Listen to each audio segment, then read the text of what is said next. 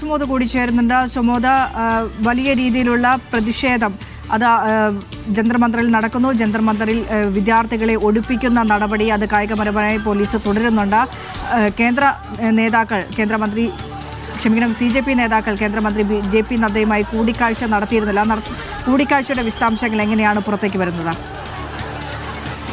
കൂടിക്കാഴ്ചകൾക്ക് ശേഷം പ്രധാനമായും ധർമ്മേന്ദ്ര പ്രധാന്റെ രാജി എന്നുള്ളത് തന്നെയാണ് അവരുടെ മുഖ്യ ആവശ്യം. ഈ ആവശ്യം കൂടാതെ പ്രധാനപ്പെട്ട രണ്ട് കാര്യങ്ങൾ കൂടി അവർ മുന്നോട്ട് വെച്ചു എന്നും തന്നെയാണ് നമുക്ക് മനസ്സിലാവുന്നത്. അതായത് ഒന്നാമത്തെ കാര്യം, ഈ നീറ്റ് പരീക്ഷ അട്ടിമറിയെ തുടർന്ന് രാജ്യത്ത് 22ഓളം വിദ്യാർത്ഥികളാണ് ആ ജീവൻ ഒടുക്കിയിരിക്കുന്നത്. ഇവരുടെ എല്ലാം കുടുംബത്തിന് 1 കോടി രൂപ വീതം നൽകണം എന്നുള്ളത് ആവശ്യമാണുള്ളത്. രണ്ടാമത്തത് സോനം വാങ്ചുകിനെ ഇപ്പോൾ സഫ്ദർജംഗ് ആശുപത്രിയിലാണ് കസ്റ്റഡിയിലാക്കിയിരിക്കുന്നത്.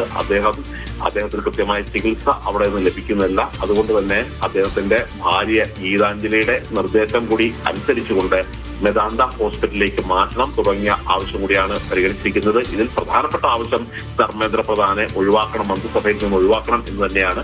ഇത് കേവലം തനിക്ക് മാത്രമായി ഒരു തീരുമാനമെടുക്കാൻ കഴിയുന്ന കാര്യമല്ല. മറ്റു പാർട്ടിയുടെ ആഭ്യന്തര കാര്യങ്ങളിൽ സംസാരിച്ചതിന് ശേഷം ഇക്കാര്യങ്ങൾ അറിയിക്കാം എന്നുള്ളൊരു കാര്യമാണ് JP നദ്ദ അറിയിച്ചിരിക്കുന്നത്. അതേസമയം തന്നെ അമിത്ഷായുമായി ധർമ്മേന്ദ്ര പ്രധാൻ ചർച്ച നടത്തിയിരുന്നു. ചർച്ച 3.5 മണിക്കൂറാണ് നീണ്ടുപോയത്. അതിനുശേഷം ഈ ചർച്ച ഇപ്പോൾ പൂർത്തിയായിരിക്കുകയാണ്. 2 ചർച്ചകളും പൂർത്തിയായിട്ടുണ്ട്. പക്ഷേ ഈ ചർച്ചകൾ പൂർത്തിയായതിനു ശേഷം BJP ഒരു അഭ്യന്തരമായ കൂടിയാലോചന നടത്തിയതിനു ശേഷം CJPയെ വിവരങ്ങളെല്ലാം അറിയിക്കാം എന്നാണ് അറിയിച്ചിരിക്കുന്നത്.